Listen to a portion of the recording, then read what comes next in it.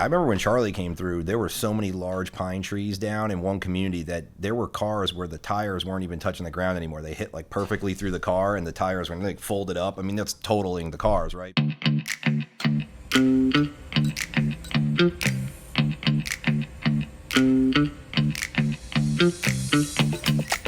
Thank you for joining us today on Policy Party. I'm Negar Sharifi with my partner Phil Masi. And today we're going to talk about something that I see frequently, Phil, and we are in windy season here in Florida. And that is when trees fall on property and damage vehicles. Have you seen one of those before? Get that question a lot. Trees falling on cars, trees falling on fences, all kinds of different things, and people are always super confused as to who pays for what. They are. And how does it usually start? It starts with the manager saying, I have an angry vehicle owner that just stormed into my office claiming that the Homeowners Association or condo association must pay for their vehicle damage. And how do you handle that? Well, yeah, so most of those situations, the person who owns the vehicle, who's driving the vehicle, so you own the vehicle, the association has no insurable interest in that vehicle. That damage is going to be a comprehensive claim on the driver's policy. There's an inherent risk in Florida parking under trees. Tree branches do fall from healthy trees. They do get blown over by the wind.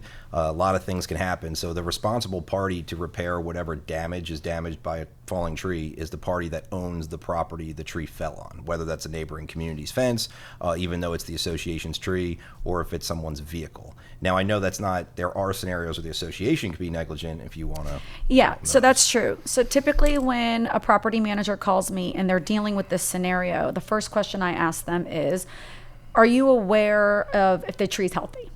Because the way it works in Florida is that if the tree was dead, or if the board and manager had prior knowledge that the tree was dead, then they could be seen as negligent under Florida law if a limb falls thereafter damaging someone's property, whether it be a car parked or if someone falls on someone's home in a homeowners association. So I tell them that's the first thing to do.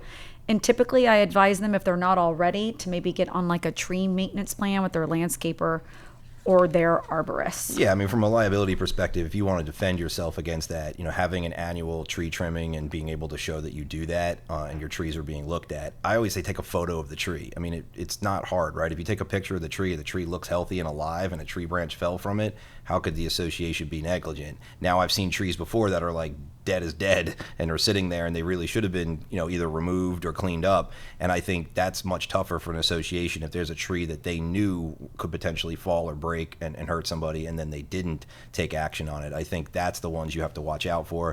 And we've seen those claims that have gone further, but if it's a tree that looks healthy and everything else, that's going to be on the owner of the vehicle or again, the property that it fell on. And can you just go over what sort of coverage, what on their auto policy picks up this sort of damage? So in an auto policy, there's comp and collision. So comprehensive coverage and collision coverage. Collision coverage is going to be when the vehicle's moving. Comprehensive coverage is when it's just sitting there. So a tree falling on a parked vehicle, that's comp.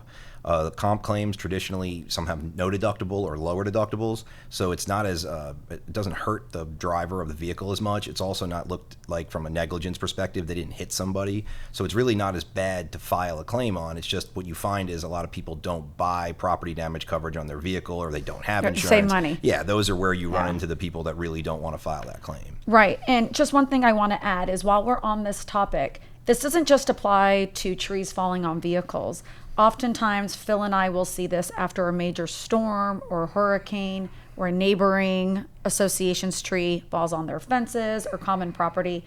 That's when you'd want to call myself or Phil so that we can look at the damage and see if the damaged item is covered as part of your property schedule. Yeah, I remember when Charlie came through, there were so many large pine trees down in one community that there were cars where the tires weren't even touching the ground anymore. They hit like perfectly through the car and the tires were like folded up. I mean, that's totaling the cars, right? But I mean, that happened tremendously during that storm. It was a very And high Phil just wind dated himself. Hurricane Charlie. Sorry. What, 2004? I don't know.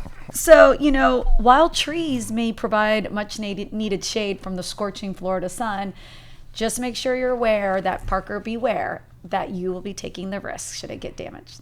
Thank you for joining us on Policy Party. I'm Negar and this is Phil. Look forward to seeing you next time.